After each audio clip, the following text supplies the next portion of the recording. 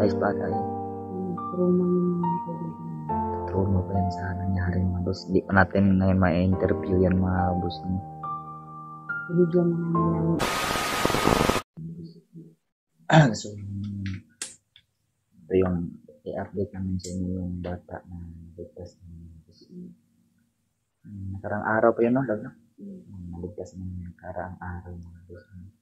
Yung siya mga boss.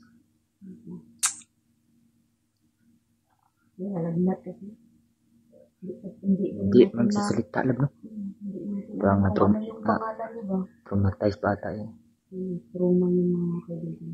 Trauma pa yan sa nangyari mga boss. Di pa natin ngayon ma-interview yan mga boss. Binigyan na namin ng pangalawang araw na ngayon. Hindi pa rin salita mga kaibigan. Pero, Pangatlo na bukas. Pero kumakain naman siya. Kumain ko, konti lang. Konti lang. Tapos, hindi talaga magsalita. Katulad nung nandoon tayo sa bundok. Diba tinatanong ko siya kung ano yung pangalan niya, kung bakit na siya. Hilak ka, hilak. Iyak lang. Buti na ngayon, hindi na umiiyak. Kaso, ayun ang masalita na. Meron kasi yung sugat sa gilid. Tapos yung mga pag siguro lab, no? Nakakalintura siya. Pero pinainom na namin yan ng parang gamot. Kaso parang natatakot na siya. Konting kaluskos lang ay takot siya. Parang parang may bago naman tayong anak. Tawa ka lang dyan. Harap ka nga doon sa salamin. Ayan sa mga busing.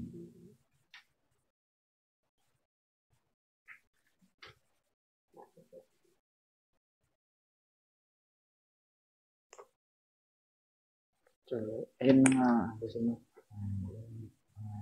Mayroon kasi kung nabasang comment ba na ang sasabi, ano na daw update ka kanila iso daw. Ang ako ng itan nila. Bigla naman daw na walang ending ko lang. Hindi. Hindi po yung walang ending mga boss. Si Isol po mga boss, yung area na pumuntahan namin, hindi na po siya nagpapakita din. Kaya tumigil namin pumunta din mga boss. Kita din naman yan sa mga last upload namin mga boss. Yung huli namin pumunta doon ay mayroong ibang nakapaloob din sa kabundukan. Yung mayroong alagang parang bata na kinakain yung kahit aswang mga boss, kinakain nila mga boss. Parang ito yung naguhuli ng bata, konektado yun doon. Siguro. Sa bundok mga boss na pinagharian Isol dati. Isol yung babaylan ay hindi na namin nakita mga boss yung mabas. Yung bata na si GM ay hindi po yun walang ending mga boss, si minsan ay bumabalik yun dito. So, nag-aantay lang ako na bumalik. Saka natin ma-video at vlog. Si GM kasi ay umuwi na sa kanyang lolo. Doon sa ermitan mga boss. Iwan ko lang kasi kung bakit nagkaganito yung YouTube. Maraming nagsasabi na hindi na tayo nag-upload. Pero ano naman, pag may video, upload talaga tayo, diba? Araw-araw mo ko upload. Wala namang araw na hindi tayo nag-upload mga boss. Hindi ko tumigil sa pag-vlog mga boss. Sadya lang sigurong hindi nire-recommend yung YouTube. O baka sakaling yung mga nag-subscribe sa atin ay subscribe lang na nakasubscribe lang pero hindi po yung pinipindot yung notification bell ba? Iba kasi yung nakasubscribe mga boss, nakasubscribe na pinipindot po yung notification icon bell at ilalagay mo sa notify na sa all. Kasi bawat upload namin mapa community man yan or ano yan, video, picture. talagang magno-notif yan sa inyo. Pero kung once na nakasubscribe lang na wala nang ibang pinindot, subscribe button lang, ay magno-notify yan, pero siguro matagal na. At sa sobrang dami yung pinagsa-subscribe mga boss, natatabunan yung mga video ko namin. So, yan yung mga naka-notify lang yung palaging nakakapanood sa video na. At lalo na yung mga membership namin sa bawat isa kaming channel. Yun po yun. At siyempre mga busing, no, supportahan pa rin natin yung buong team ko. Sila Don Carlo, J. Pogs, Daddy David Mystery at si Night Ghost mga busing. Bumabalik si Night Ghost mga boss sa pag-vlog, pero hindi na yung tulad natin na straight. Kaya yung nag-comment kayo doon mga boss kanya na bakit siya nagsusuloy. Sabi niya doon, yun lang yung free time niya. So, yun yung free time na hindi naman namin free time din. Meron kami ibang bulakad niya kasi hindi kami nagkasabay. So, abangan nyo lang mga kabusin kung magkasakaling magkasabay kami ng oras mga boss. Hirap kasi mag-manage ng time pag may trabaho. Tapos daghan kita trabaho diri naarata diri sa balay. No? Kasi ako talaga mga boss.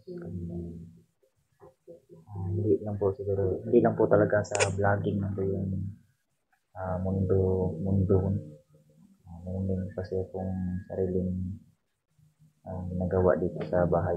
Busy po tayo sa pag-aalaga ng isda. Yan. Nag-aalaga po kasi ito ng mga isda mga boss. Minsan ay nakakabinta din po ako dyan. Extra income na rin po yan. No? At ngayon ay meron na namang bagong pinasok na naman na negosyo si Dimitri. Asan mo yung love skin? Yung binibinta mong bagong negosyo ba? Kunin mo. Papakita na natin yun. Antayin natin si Dimitri. So, meron kami ipakita sa inyo ng bagong negosyo. Pag-vlog mga boss, nag-iipon ako ng po mga bossing dun sa account dun sa isang account namin dun sa Judy. Iniipon po namin yung sahod dun kasi kapag makapundar na kami ng malaki-laki ay nagawa kami ng negosyo talaga na malaki na. Yung binabalak namin maghito kami mga bossing na magpalaki kami ng farm ng hito. Sa ngayon meron kaming hito dyan kaso mga nasa 100 lang. So, yan yung gamot. Sabon pala. So, ayun mga kaibigan, on hand na yung sabon na binibinta ni Dimitri. Yung natin, Milky na yung cinnamide soap and Kojic papaya soap. No? Sa gustong bumili pala nito mga kaibigan ay message nyo lang po ako sa messenger ko po, no? Or sa tama ba yun? Messenger? Lagay na lang natin The Mystery Jody Astina. Yung Facebook mo sa comment section. O kaya yung sa Jody. Yung Facebook ng Lagskin. O sa Jody. O sa Jody na lang. Pwede din sa sa Jody. Yun, ito po yung papaya. Yan yung gamit ko mga boss. Kakatanggal po ito ng ng melasma. Tapos yung mga naulian nga yung kuan ko mukha. Tingnan yung mukha ko mga boss, Diba yung makikita niyo yung mukha ko minsan nagpupula, namamanit ba? Isa na ganun? Bakbak? Parang nagda-dry skin. Ito yung gamit ko yan. Love skin ito. Yung gamit namin, no? Tapos, meron po siyang placenta enzymes mga kaibigan. Kaya maganda po ito gamitin. Magamit kaya nito ay 2 to 3 minutes ibabad niyo sa mukha niyo. Walang kahapdi-hapdi talaga. Wala talaga. Tapos natural yung niyo mga kaibigan, no? And then ito naman yung Milky Niacinamide soap with oatmeal mga kaibigan ay ito. Nakakaputi din po ito siya. Sarap niyang kainin siguro mga boss, mabango. Kasi sobrang bango talaga nito nila mga kaibigan, sobrang bango. Yung ito naman ay meron siyang ng effect na yung sunblock ba, pag gamitin mo ito, pwede ka na hindi mag-sunblock. Kaya yun mga kaibigan, PM na lang po kayo mga busing sa PM na lang po sa presyo niyan mga boss namin. Yan, nag-ship po kami no kahit saan pa dyan. Pero hindi lang free shipping. Hindi lang free shipping, kayo na po yung mag-handle ng ng papadalhan na rin natin ng kung may bibili, padalhan na natin ng sticker ng Judy. Padalhan natin ng sticker ng Judy. Kaya ano ba yung so mga boss, kung maging successful talaga tayo sa vlog boss, gagawa tayo ng shirt na t-shirt tayo. Pabibigay natin sa inyo. Lalong-lalo na yung mga members sa YouTube channel. So, maraming salamat sa lahat ng nag-sa YouTube channel na sa sumusuporta sa amin. Maraming salamat. Hindi ka na natin ma-interview yan kasi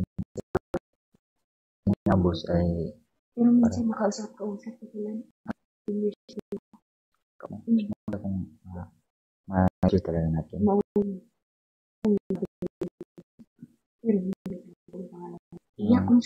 Kausapin na, sabihin kanya ba na interviewin natin siya, video natin para malaman ng mga tao kung ano yung nangyari sa kanya ba.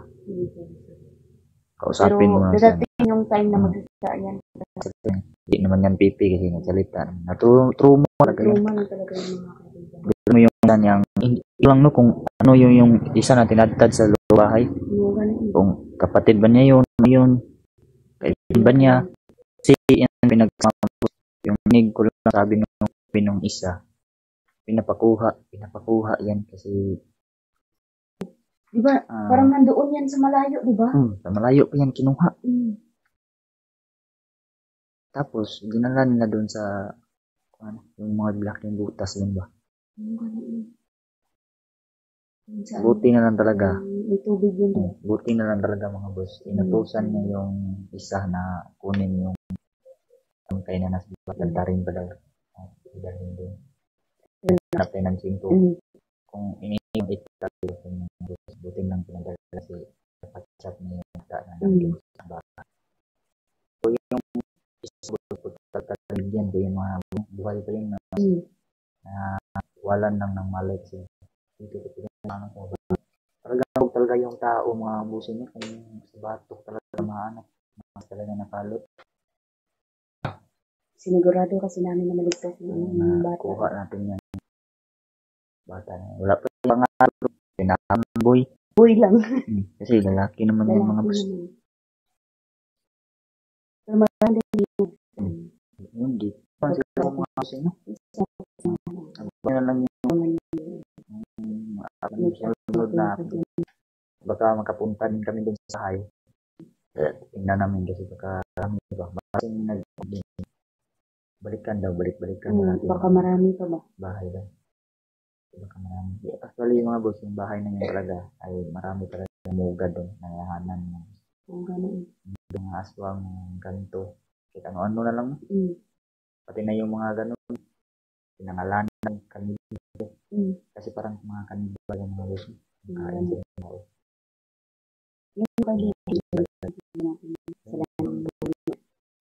Yung mga boss, marami sa siyempre mga boss. PM na lang kami mga kung lagay namin sa comments, pindutin lang yan at ma-redirect po kayo sa group namin. Yung mga kabusing, maraming salamat sa inyong nood.